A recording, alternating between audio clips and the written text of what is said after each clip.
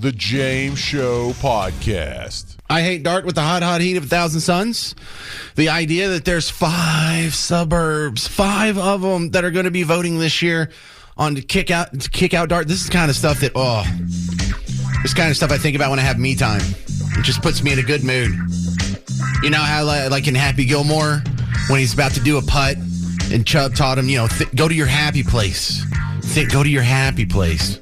Well, for Happy Gilmore, it was a midget with a couple of beers. It was his girlfriend in a nice-looking outfit. It was his grandma winning a slot machine. But for me, it's the fact that 5 suburbs are going to vote on whether or not to kick out Dart. Here's WFAA's report, because now Dart's required by law to announce in advance to their passengers when service cuts could happen. So they've had to put out their plans. Dart preparing for some potential big-time service cuts if cities vote to leave the transit system. So hundreds of bus stops and multiple rail stations could be affected, and Dart says those changes could happen pretty fast. Yeah, Chris Sadeghi is live at the Dart station in downtown Plano this morning. Chris, let's talk to riders. What do they need to know before these potential cuts?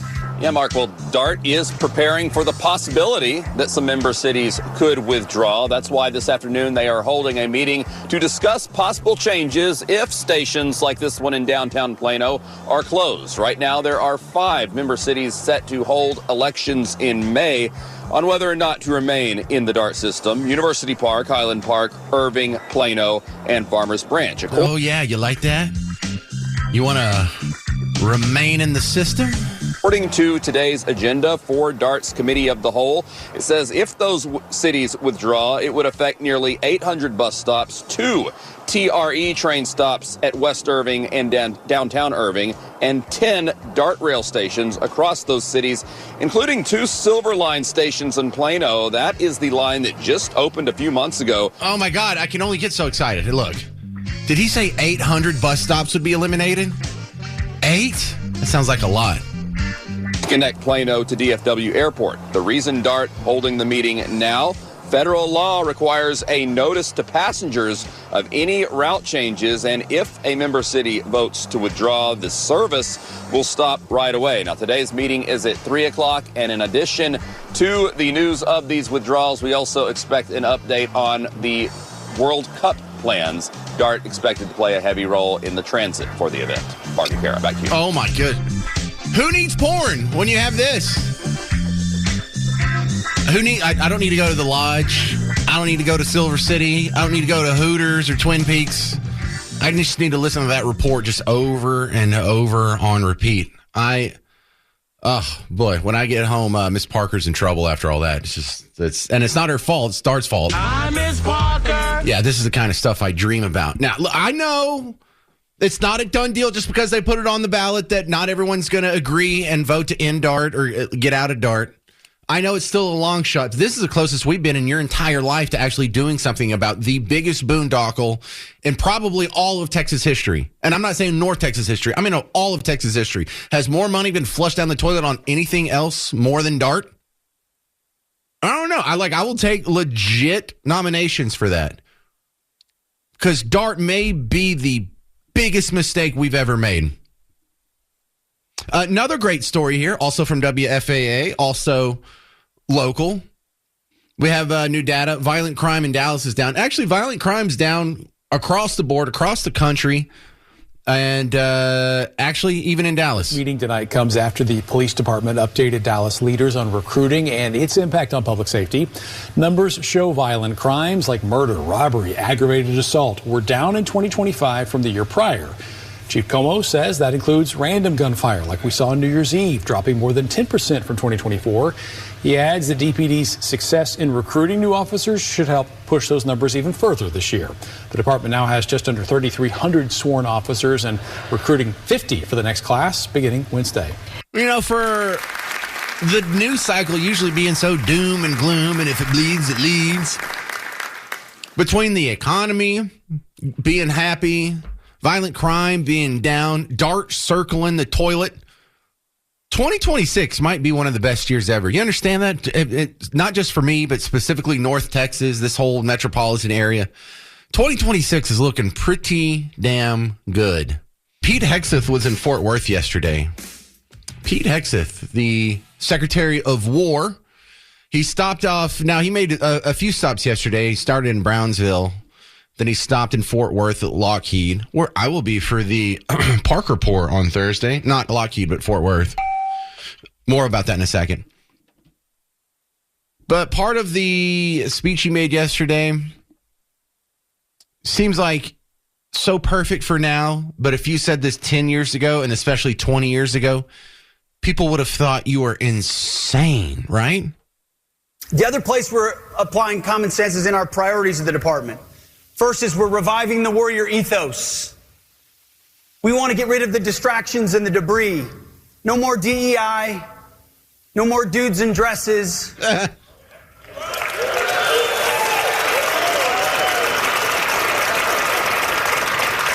No more climate change worship and social justice and political correctness.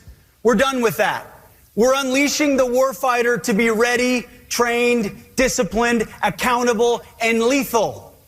When you allow them to do that, they're incredibly good at their job, as the world has seen and as a indicted criminal in Venezuela found out about a week ago. Now, do you remember growing up when you were a kid? I missed MASH the first time around, but I saw it in reruns plenty in the late 80s, early 90s. You remember the one guy who, in order to try and get out of war, to prove to everyone he was crazy, what did he do? What did he do? What was his name? Klinger? I forgot which one was it. He put on a dress. He put on a dress because that was a universal sign. A man in a dress, something must be mentally wrong with you. You must be unfit for service. You are someone that does not belong in a theater of war.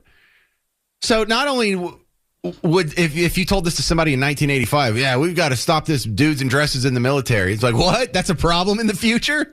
Are you kidding? That was a punchline in a 1977 sitcom.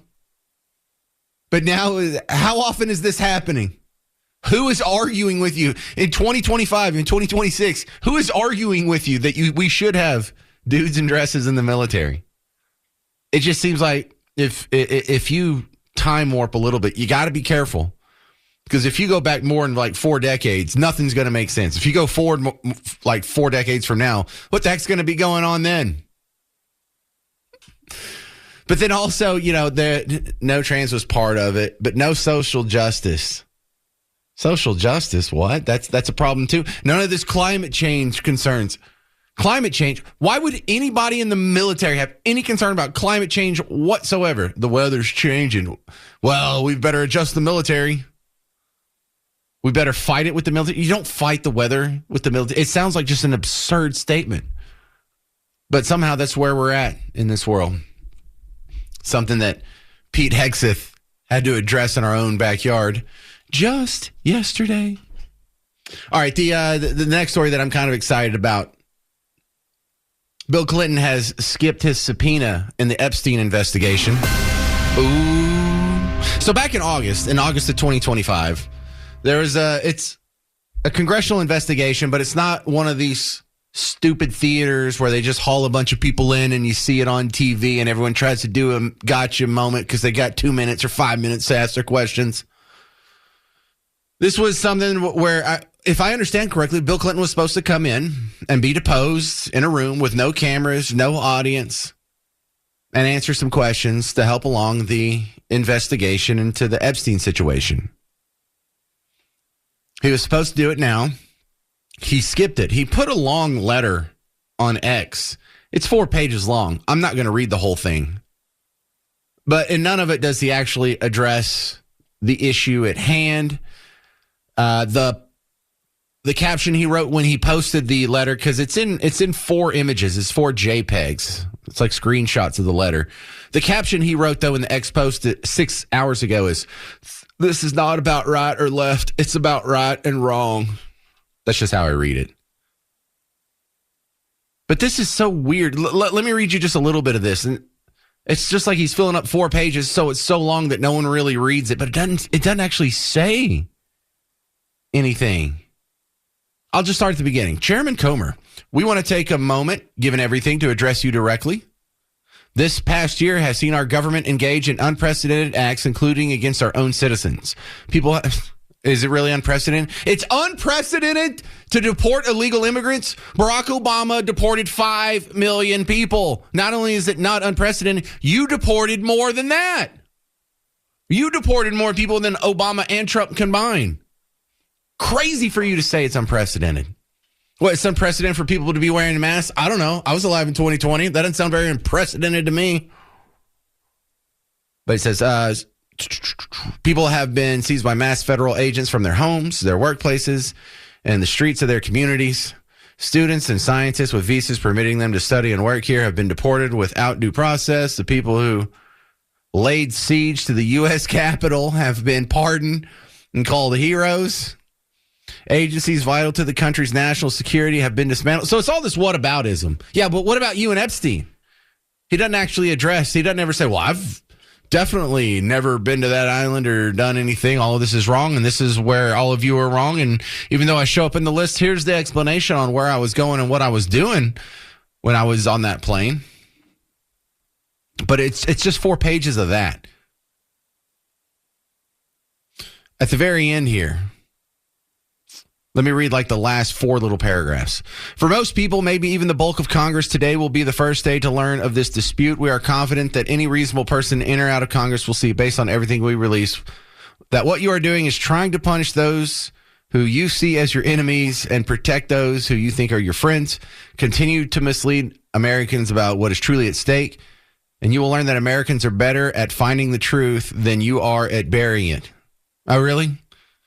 Continue to pursue auto pins instead of pinning laws Americans need, and you will learn that you are signing away any remaining chance of being on the right side of history. Continue to abet the dismantling of America, and you will learn that it takes more than a wrecking ball to demolish what Americans have built over 250 years. Sincerely, Bill Clinton, Hillary Rodham Clinton. Yes, but did you ever go to the island? Can you explain how you're on the list so many times? Where did you fly to? Are you friends with them? If you're so on the up and up, why don't you sit down and explain? Why don't you answer the questions? Why don't you put all this to bed? So we'll see if anything comes of this. The chair of the Oversight Committee that was supposed to do the subpoena today came out, gave a statement in the halls of the Capitol building about Clinton skipping the subpoena. Unanimously by the committee in a bipartisan manner, we will move next week in the House Oversight Committee markup to hold former President Clinton in contempt of Congress. Yeah, so with that, be happy to answer any questions real quick. Mr. Chairman. Anybody on the committee? Will you roll out bringing Trump in for an interview? Well, in this investigation? President Trump has answered thousands of questions about Jeffrey Epstein. In fact, I would say today, you all ask him questions every day. He answers questions every day about Epstein. Will you rule out? Well, you can't bring in a current president of the United States, and you all know that. So, but President Trump has answered thousands of questions about Epstein. I bet today, at some point, some of you all will ask President Trump questions about Epstein. He answers those questions.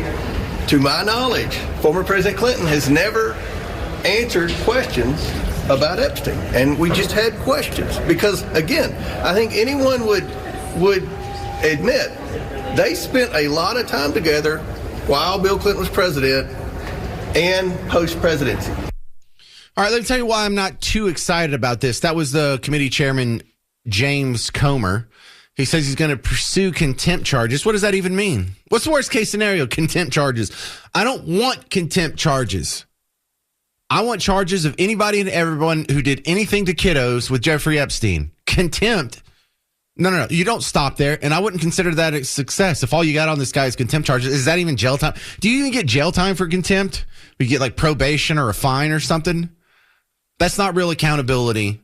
And you're probably not even going to get the charges anyway. The reason why the Epstein case is so exciting to you, to me, to everyone is if and only if powerful people who for all of history would have gotten away with it, It would mean we live in a new paradigm where they don't get away with it anymore. That's what all of us liked about the Me Too movement. Sure, it went too far, but it's kind of nice knowing the creepers of the world, the Roger Ailes and the Harvey Weinsteins and whoever else was making women do untoward things to get ahead in their career. I'm glad we don't have to live in that world anymore. You know, I'm not a creeper, but I do have a mom. I have a wife. I have 2 daughters. I have a sister. I don't want them to live in a world where creepers do that and get away with it. And I don't want them to have to raise their kids in a world where Jeffrey Epstein can take people around and smash kids and get away with it. And there seems to be just very little interest in getting to the bottom of it by too many people. Trump has floated the idea, now there's not an actual proposal or bill submitted, but floated the idea of capping credit card interest at 10%. The only saving grace of this is that I think it's only for 1 year.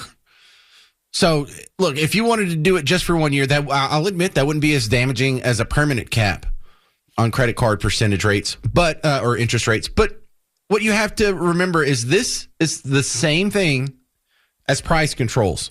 What happened when we tried to freeze the price of gas twice in the 70s? Both times was the only time that you ever had to wait in line for gas, wasn't it? Why? We had shortages.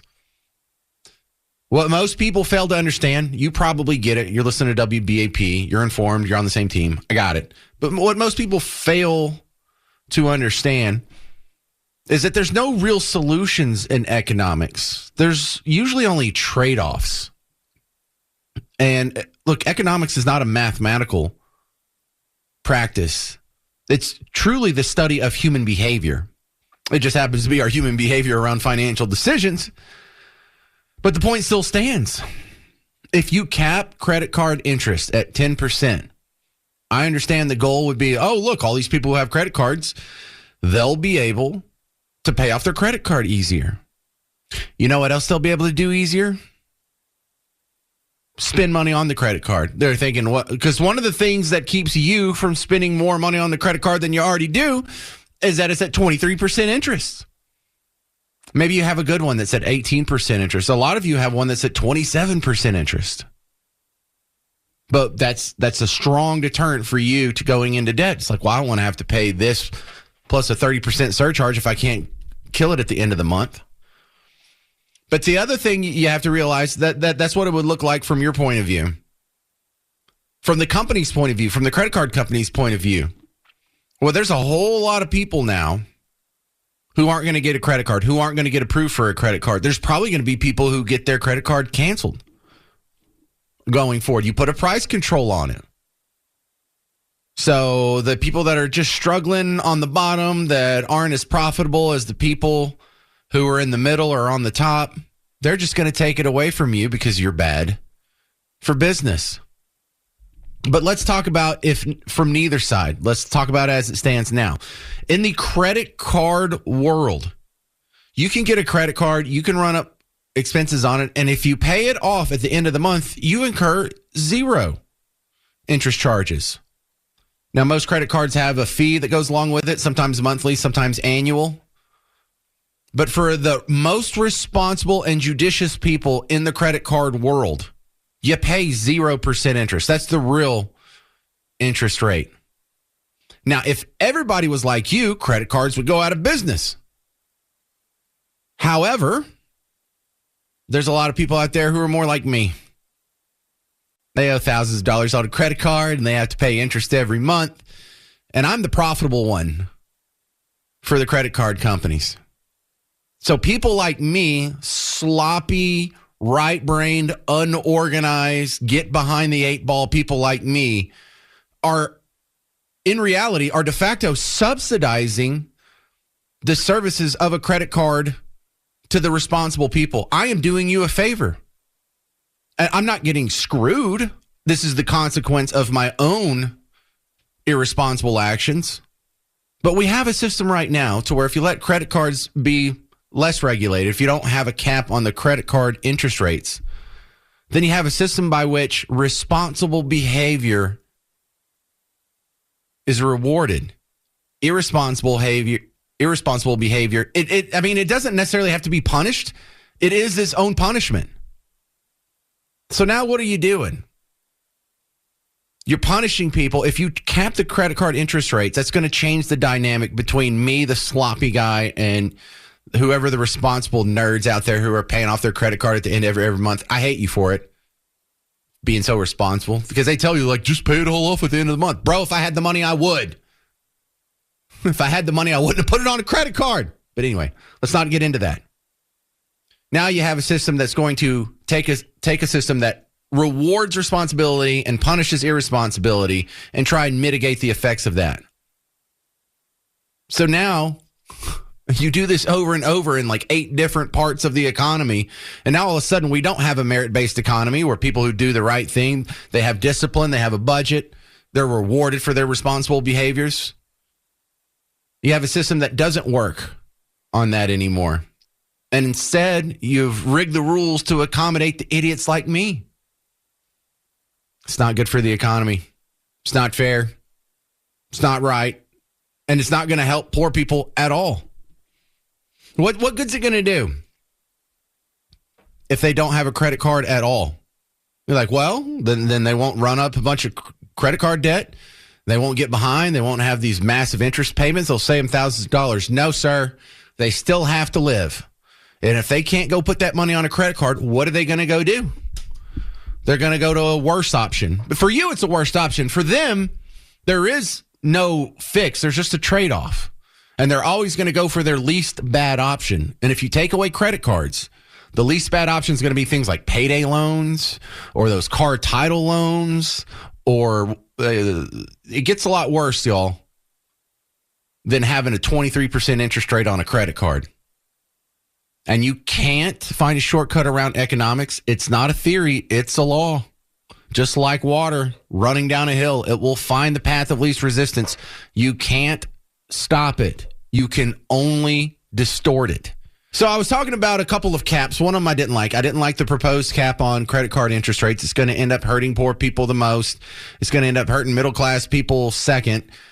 Because in order to make up for all the money that they were losing from interest, they're going to have to, raise fees or cut off credit to the lowest, least profitable credit card users.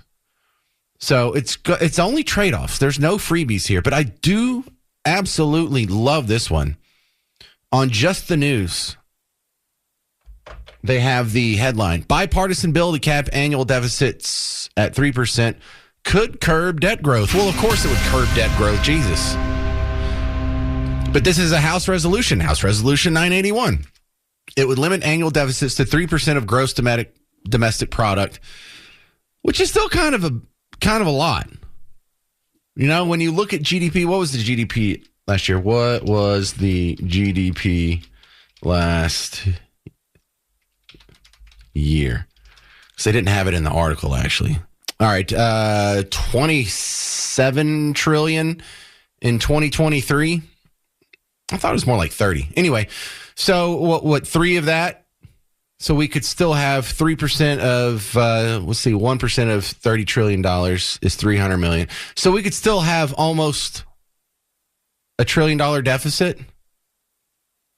Okay, that's not even that big of a deal. If we can't agree to this, we're not even trying. I was hoping it was 3% of the budget, but no, it's 3% of GDP. So last year's budget deficit was about 6%. So that would force Congress to spend half as much in deficit spending. Okay, that's not my ideal situation. That's better than what we have now. I think there should be a balanced budget amendment. Of course, I also think that if we went back to the gold standard, we wouldn't be able to do the fiat money printing that the Federal Reserve does now. That's a different story for a different day. Using the system that we have now, of course, this would be an improvement. This isn't where I would want to stop. But the idea that, we haven't had a budget surplus since 2001. You can't tell me for 24 years in a row, well, we've just had to run a deficit. No, y'all want to run a deficit. You're not even trying to run a deficit. And we see how little you're trying to curtail spending. We saw in the Nick Shirley video, y'all don't give a damn about curtailing spending or waste, fraud, and abuse. We saw in the home health care stuff, where we talked about the websites for the home health care businesses yesterday, having the default template text in them, lorem ipsum, whatever. So I hope this passes. It's a good step in the right direction. Definitely better than what we have now, but I'm kind of worried because if we can't even pass this to just, hey, let's cap our annual deficit at about $900 billion, then we are just doomed in this country, big time. All right, coming up in 2 days, the Parker Pour. The Parker Pour is something that we're going to be doing every third Thursday of the month. The third Thursday of January is the 15th. So we're going to go to the Omni Fort Worth Hotel. In the lobby, the bar is called Whiskey and Rye. We're going to set up, we're going to do a live James show from 2 to 5. Then we're going to hang out. And we're going to have the pour of the week. I'm going to do a little happy hour hanging out with whoever's there for a couple hours, maybe 3 hours. And we have some giveaways. Whiskey and Rye has given us 4 gift certificates for $50 each. And then we also have a pair of Stars tickets to give away. Oh, my goodness. This just got better. So even if you absolutely despise me, you should probably go anyway. In fact, look, if you despise me, you go to the Omni Fort Worth Hotel. Go to the lobby bar. Tell me how much you hate me. That'd be fine. Look, I just want you to show up. You don't have to like me. I just want you to listen to the show, go to our events, spend a whole bunch of money at Whiskey and Rye, and we'll have a good time. I'm going to have some guests out there. Is Brian Harrison? I think he might be coming out there. I know Chris Putnam's going to be sitting in with me for the 3 o'clock hour from Dallas Express, but I'm going to try and get a few names out there that will be surprises for you. But listen, I understand if you have to work and you can't get there to hit the live show. That's why I'm extending the hours to at least 7. I bet I'll be there closer to 8. But if you can't make it during the show, whenever you get off work, come on to downtown Fort Worth if it's convenient for you and don't have anything else to do. I would love to meet you. Let's make this a big event so we can keep doing this for years to come and have a nice little success with our social life here too. And y'all get to meet each other. Meet other WBAP listeners. That's one of the big advantages to that. So come on out. This is happening this Thursday, downtown Fort Worth. I'd love to see you there. All right. After I get done here, I'm going to go put up the podcast. You should check it out, the James Show podcast. And Mark Levin's coming up next on News Talk 820, 93.3 FM, WBAP. The James Show podcast.